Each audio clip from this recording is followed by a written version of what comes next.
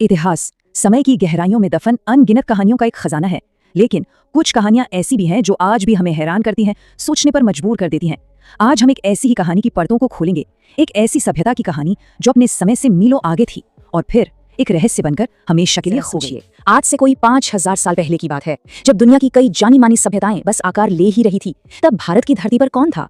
वो कौन लोग थे जिन्होंने एक इतने विशाल साम्राज्य की नींव रखी, जिसके राज आज भी पुरातत्वविदों को चौंका देते हैं? का जवाब हमें एक ऐसे आंकड़े तक ले जाता है जो दिमाग को चकरा देता है।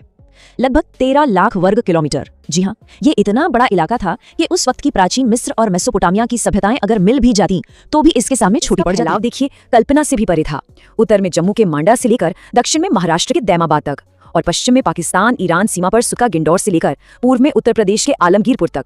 ये थी सिंधु घाटी सभ्यता, जिसे हम हड़प्पा सभ्यता के नाम से भी जानते हैं। इस सभ्यता का विशाल होना ही इसकी अकेली खासियत नहीं थी। नहीं, जो चीज इसे सचमुच में अद्भुत बनाती है वो थी इनकी नगर योजना, एक ऐसी प्लानिंग जो आज के मॉडर्न शहरों को भी टक्कर दे सकती है। इसे समझते हैं।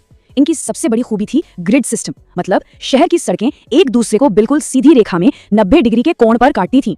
कोई टेढ़ी मेढ़ी उलझी हुई गलियां नहीं, सब कुछ एकदम व्यवस्थित, एक सोचा समझा डिजाइन ही नहीं। इनके शहर साफ तौर पर 2 हिस्सों में बटे होते थे। एक था ऊपरी हिस्सा, जिसे दुर्ग या गढ़ी कहते थे, शायद शासक वर्ग या महत्वपूर्ण इमारतें वहां होती थी, और दूसरा था निचला हिस्सा, जहां आम लोग रहते थे। एक बहुत ही साफ सुथरा सामाजिक ढांचा नजर आता है। इंजीनियरिंग का सबसे बेहतरीन नमूना ये है मोहनजोदाड़ो का विशाल स्नानागार। ये सिर्फ एक तालाब नहीं था, ये एक बहुत बड़ा सार्वजनिक केंद्र था जो शायद किसी खास धार्मिक मौकों के लिए इस्तेमाल होता होगा। इसकी बनावट आज भी इंजीनियर्स को हैरान कर देती है। बात सिर्फ बड़ी बड़ी इमारतों की नहीं है, उनकी ढकी हुई नालियों की व्यवस्था, वो तो सचमुच क्रांतिकारी थी। ये सिर्फ साफ सफाई की बात नहीं थी, ये सार्वजनिक स्वास्थ्य के बारे में उनकी गहरी समझ को दिखाता है।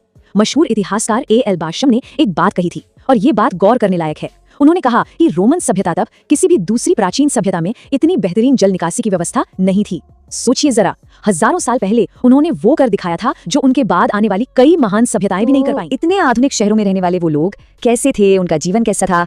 चलिए अब इस पर एक नजर डालते हैं। उनकी अर्थव्यवस्था कई मजबूत स्तंभों पर खड़ी थी।